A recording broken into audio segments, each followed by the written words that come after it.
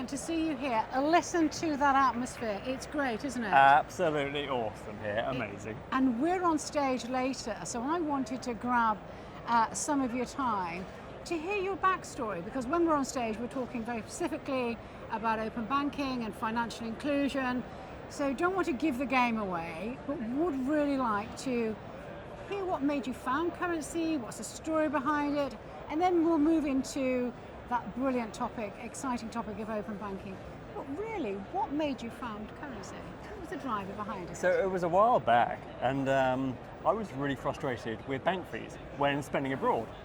And I'd tried various solutions around prepaid cards and challenger banks, but I found they had the same problem, which was the fact I had to top up and prepay all the time, and without doubt, every holiday I'd forget, and I'd have my card declined, paying for a hotel or a restaurant, and I'd have that hideous red-faced moment. So I thought I had to do something about this.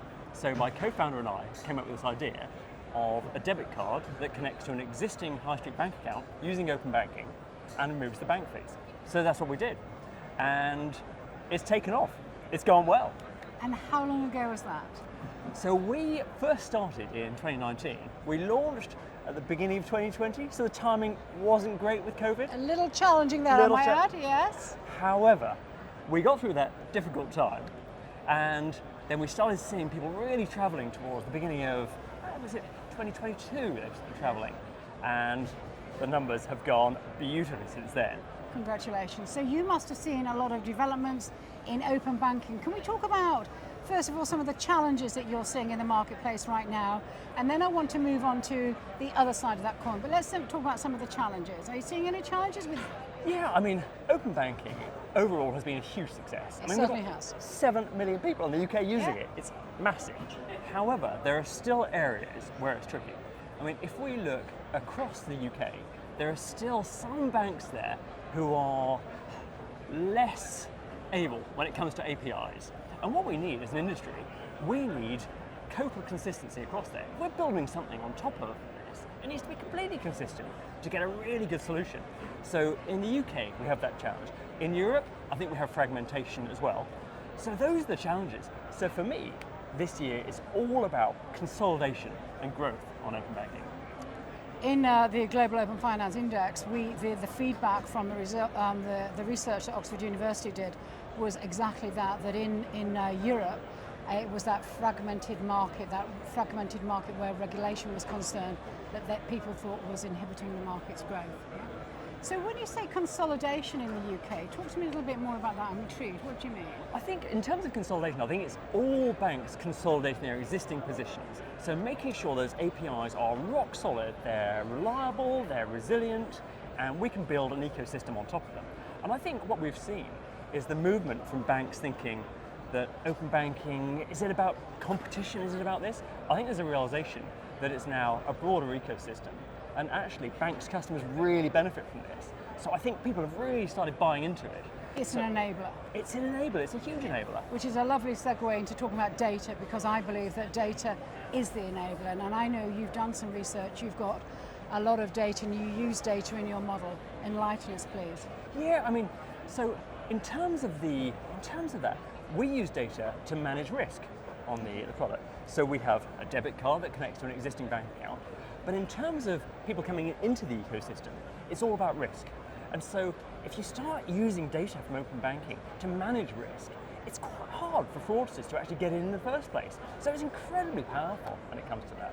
So I think for us, the ability to access that data and keep fraudsters out means we can offer a great product across the board at a really low price to everyone. It's an intelligent product even, and a secure product. Absolutely. So what are you going to be seeing with your product then this time next year? What are we going to be talking about? Where is the industry going? Is it new geographies or is it more product features? So for us, we're putting more and more products onto the existing platform. Okay. So we'll talk about something later. We will indeed. However, we're doing something very interesting in this space. We've built the platform, it works really well for FX, and now it's time to start putting other products and services on there. And we're actually doing more and more white label. We're doing 15 white labels now. So we're doing a lot of white labels there. Congratulations. So this time next year, what are you going to be talking about? We're going to be massively excited by growth. Yeah. We're going to be massively excited by broader white label, more and more organizations coming on board the platform, issuing debit cards. If we think about debit is over 85% of card transaction spend in the UK. So it's a debit market. Europe is a debit market. So it's all about debit penetration and how we can use that to get debit in people's hands. I'm curious, and slightly sort of gently provocative question. AI, open banking and AI, is it something you're going to be using in your business, do you think? AI is quite exciting. We had a look at ChatGPT and we thought, could we use ChatGPT for support, to help people in a faster way? And what we found, it's exciting, however, it tells fibs. Hallucinates, I think is the expression. It hallucinates. Yeah. So, which is a problem because you've got to be 100% accurate when it comes to finance things. So we can't have someone asking a question about fees or numbers and being told something totally wrong. So although even if 95% of things are right, that 5% is still too much. So I think there's huge potential there, but we've got to get that last 5% right. Somebody told me there was ChatGPT had an agent that was a little bit more intelligent. So there you go. Because I've been asking this question a lot today. Oh. So yes, you heard it here first. Exciting. Yeah. So your advice then, as we gently wrap up, your advice to anybody wanting to found their own business in open banking, is the market saturated? Would you encourage them to do it? I think the market is so far from being saturated. There are so many use cases sort of yet to be discovered. And I think as the ecosystem gets more and more developed and people can happily build things over the top of it, then more and more use cases will just start appearing. We've seen some areas where there are quite a lot of things like PFM apps, but outside, broader than that, there are so many apps around lending and helping various people in different segments, so many things there still. So I think we're just at the beginning of the journey still. Just at the beginning of the journey.